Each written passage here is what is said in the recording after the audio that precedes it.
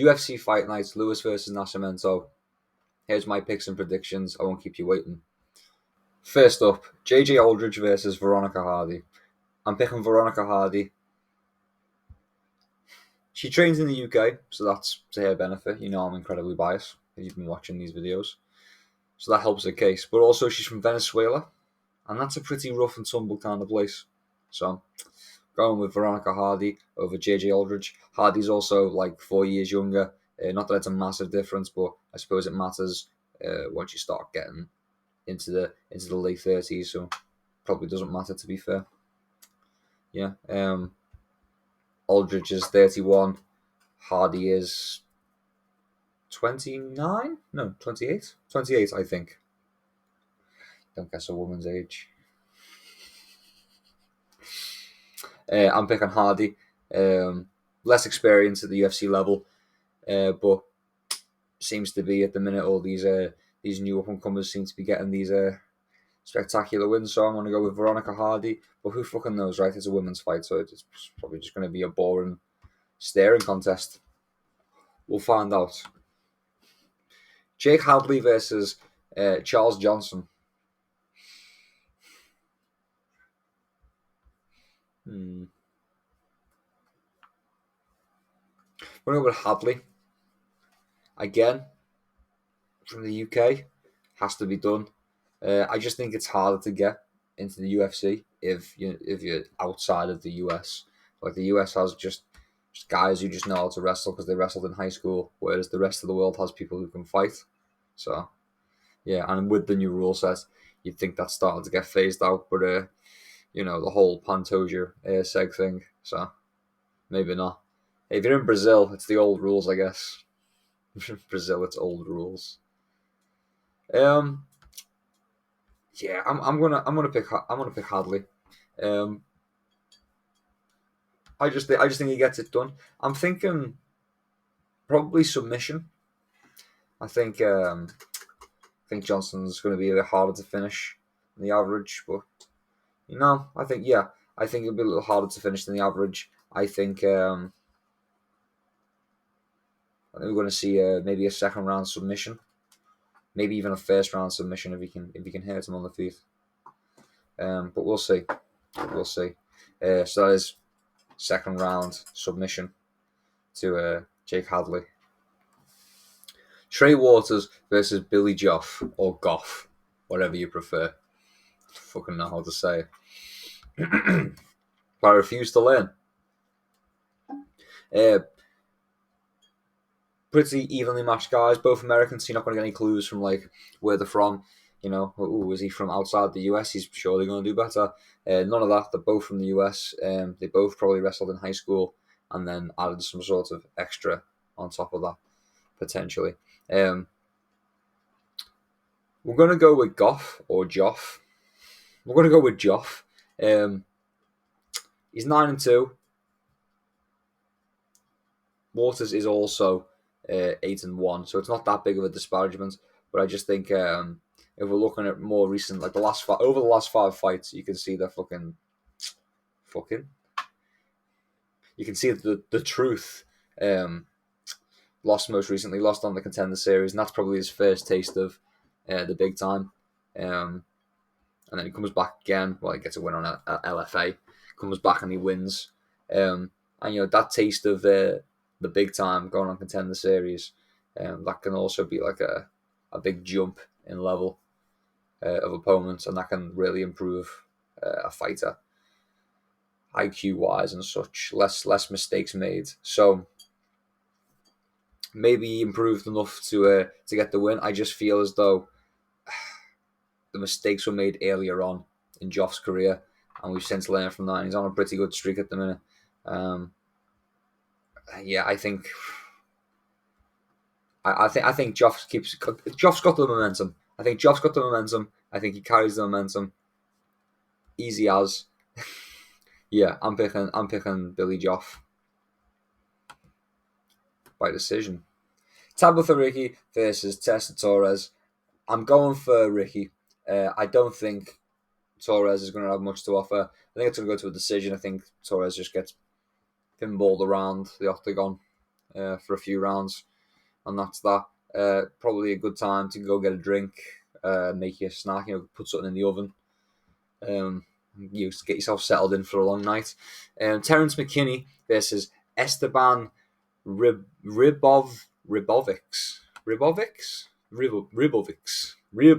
That's how you say it. You gotta just add it like from Eastern Europe, and then you get it perfect.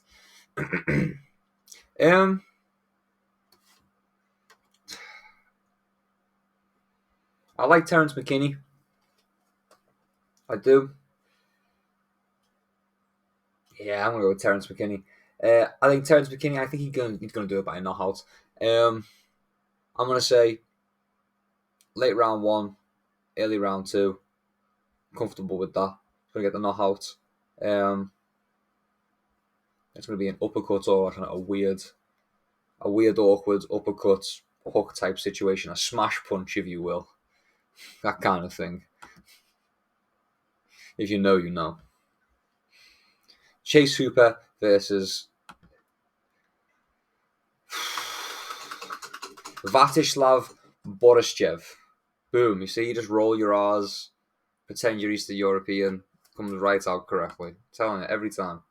Every time. I want to pick Chase Hooper, but I'm going to go with Borischev. I'm going to go with Borischev. I don't know. It's a tough one, to be honest. It's I just think there's too much pressure from Borischev. I think he just plows through him, to be honest. Although I do like McKinney. Yeah, I'm gonna go with Borischev. I think by knockout. Probably by knockout. Next up, we've got Waldo versus Rebellis. I'm not going to try and say either last name. Okay.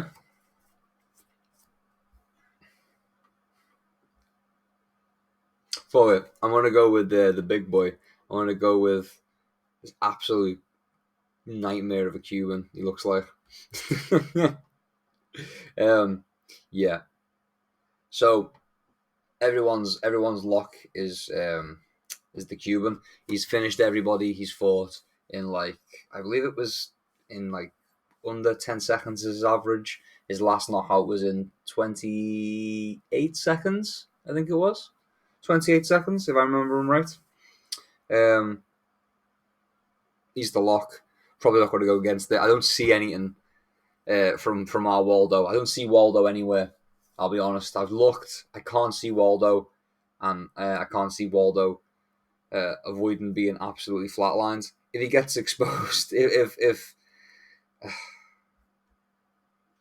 Rebellis gets exposed, then that'll be a bit of a shocker. But so far, he's seemed pretty consistent with knocking dudes out fairly quickly, and I think Waldo's going to be looking. Waldo's going to be searching for himself after it. He's going to be searching for his teeth. Alex Karras versus Sean Woodson. I've been back and forth on it, and to be honest, I feel like the previous fight, Woodson should probably be a lock. I know everyone's picking him. There's no disagreement here from me this time. I know I like to go a bit wild sometimes with the picks, but there is no disagreement here today. Seems like a couple of fighters are being fed some easy fights, which is a little bit irritating, a little bit boring, but that's fine. Sometimes you need a decent journeyman like Karras to help accentuate someone like Sean Woodson, who's on like 11-1, is it? 11-1-1. So yeah, why not? Going Sean Woodson. I'm thinking about a decision. A tippy-tappy decision. Diego Ferreira versus Mutesus Rebecca. I'm going to go with Rebecca. Again, another hands down, there's going to be no contest here. Someone's getting fed to an up-and-comer that the UFC wants to promote. Rebecca is going to win, probably by knockout. I could see it going to decision, but it's probably going to be a knockout. This isn't a secret.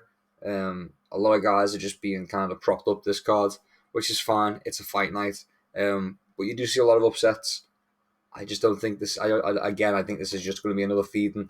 I don't see an upset yet. Anyway, I don't think I've seen an upset yet. Maybe earlier in the card, to be fair, when I was picking some of the Brits or the fighting from the UK guys or girls. Maybe then I picked an outsider. Who knows?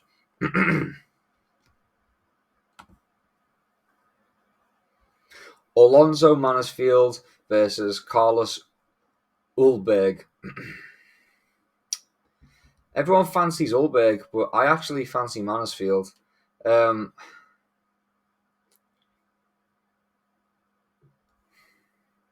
really do. I really, really do. It's okay. Against my better judgment, I'm picking Mansfield. I've took a long moment to deliberate. I'm sure he'll be an underdog betting wise, so you can get some money on him. I'm picking him to win, and I'm picking him to win by knockout. A TKO. I think he's going to hurt him, and he's going to beat him up a little bit, and he's going to follow him down to the ground, and that's where it's going to get called. Gone on a limb, because to be honest with you, I didn't think I'd see any kind of underdog picks, but I'm going with it anyway. I'm going with Mansfield. I'm sure there's some money to be made there. Haven't really checked, but I don't gamble all that much, so that's down to you. Joaquin Buckley versus Nascimento Ruzabayev. I'm going with Ruzabayev. He's got a V at the end of his name, you know. He's got a Bayov, you know. It's got a Z and a V in his last name, so he's gonna win. He's gonna struggle cuddle Joaquin Buckley. I'm sorry, Buckley. Sorry this had to happen to you, but these Eastern Europeans, man, they just know they just hug. They just hug. They hug you and win by hug. Sorry. Derek Lewis versus Rodrigo Nascimento. I've recorded this 3 times because I genuinely can't decide. I feel like Derek Lewis is a bit over the hill. I've already explained this 3 times, but I guess I'm doing it again. He's 39. I know people say the heavyweights can go a little bit longer. The heavier the weight class, their prime extends a little bit, and therefore their longevity extends a little bit. I don't know how true that is realistically. 40's getting on a bit, and especially if you're fighting like younger guys. But then the guy he's fighting, Nascimento, he's a bit chinny, and he's been caught before. It's also a fight night card. It's in St. Louis, so he kind of has to win. But we know Derek Lewis doesn't perform well under pressure. So, fuck it. Derek Lewis by TKO. Yeah, I think Derek Lewis knocks him out. Fuck it. Every part of me saying pick Nascimento. Nascimento. Nascimento. What am I saying? Every part of me saying pick Nascimento. But no, yeah, Derek Lewis is 39, but fucking I'm a fan, and I wanted to rock the microphone at least one last time. Derek Lewis by TKO. I reckon he absolutely blasts him in round 1, gets him wobbled, gets him hurt, and just continues to pour on the pressure until Nascimento caves in under the Black Beast. Thank you very much for watching all the way until the end. If you enjoyed this video, please leave us a like. Subscribe if you want. I do these picks weekly. I also do some other fun videos, which I'm sure will be on the screen somewhere right now. Peace and love. Thank you very much. I'll see you around. I just fade out of the camera like this.